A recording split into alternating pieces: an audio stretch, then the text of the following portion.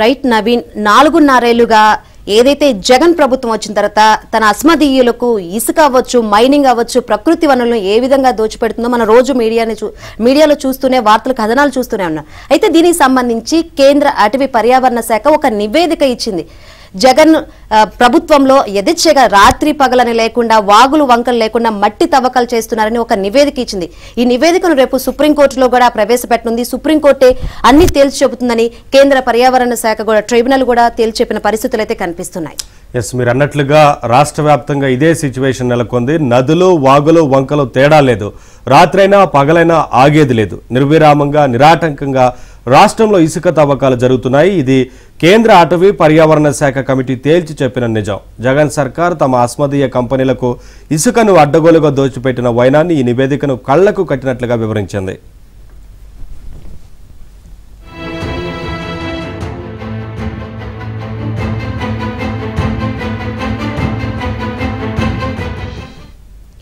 దీనిని పరిశీలించిన NGT southern bench ఏపీలో భారీ ఎత్తున ఇసుక అక్రమ తవ్వకాలు జరుగుతున్నాయనే నిర్ధారణకు వచ్చింది.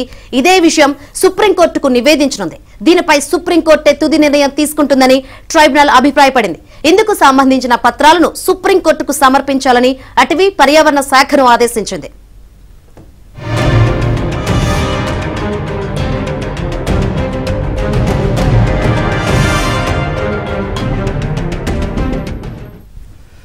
రాష్ట్రంలో ఇసుక తవ్వకాలపై దండా నాగేంద్ర అనే వ్యక్తి వేసిన పిటిషన్పై ఎన్జీటీలో విచారణ జరుగుతోంది.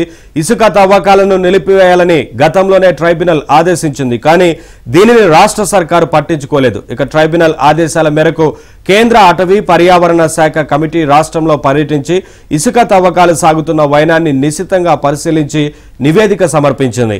ఆయా అంశాలకు సంబంధించి ఫోటోలు, గూగుల్ మ్యాప్స్ వంటి ఆధారాలను జత చేసింది. దీనిని పరిశీలించిన ఎన్జీటీ ఏపీ ప్రభుత్వం తన ఆదేశాలను ఖాతరు చేయడం లేదని స్పష్టమవుతోందని వ్యాఖ్యానించింది.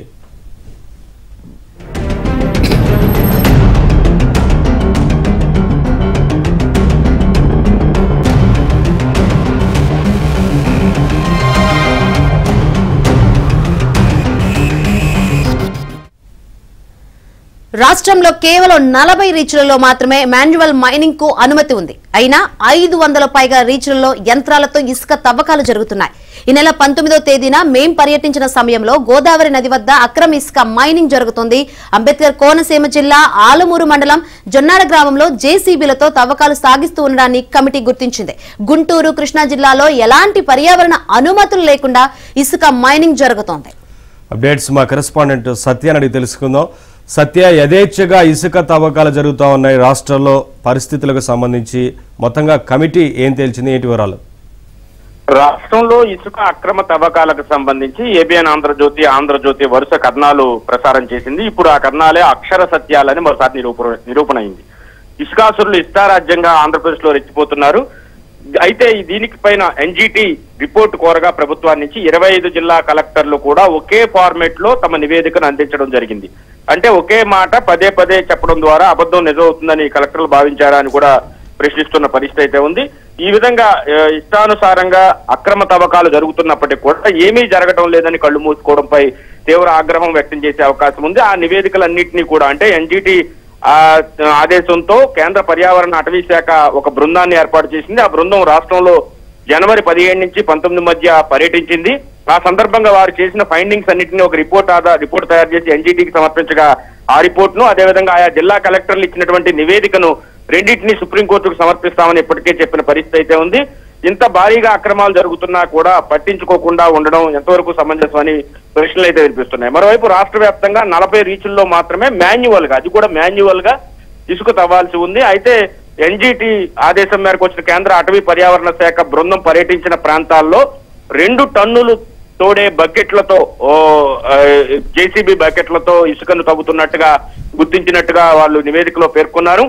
ఒక అంబేద్కర్ కోనసీమ జిల్లా కావచ్చు, అదేవిధంగా కృష్ణా పరివాహ ప్రాంతాల్లో కావచ్చు, ఎక్కడికక్కడ అక్రమ తవ్వకాలు జరుగుతున్నాయి. భారీ ఎత్తున ఇసుక తరలిపోతోంది, పర్యావరణానికి విఘాతం కలుగుతోందని కూడా వారి రిపోర్ట్ లో పేర్కొనడం జరిగింది.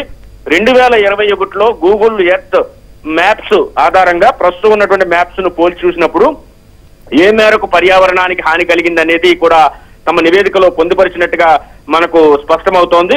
దాదాపు 500 ప్రాంతాల్లో అక్రమంగా ఇసుకను తవ్వేస్తున్నా కానీ పట్టించుకొని పరిస్థితి ఉన్న రాష్ట్రంలో ఉంది. ఒక్కొక్క టన్ను 475 రూపాయల చొప్పున అమ్మేసుకుంటున్నారని కూడా తమ నివేదికలో పేర్కొనడం జరిగింది. స్థానికంగా ఉన్నటువంటి వైసీపీ నేతల సహకారంతో ఏవైతే గతంలో ఎవరికైతే గుత్తేదారులు కేటాయించారో వారి పేర్ల మీద ఈ ఇసుక అక్రమ దందా భారీ ఎత్తున నడుస్తున్నట్టుగా చెబుతున్న పరిస్థితి అయితే ఉంది. ఈ మొత్తం నివేదికను త్వరలోనే సుప్రీంకోర్టు కూడా సమర్పించబోతున్నారు.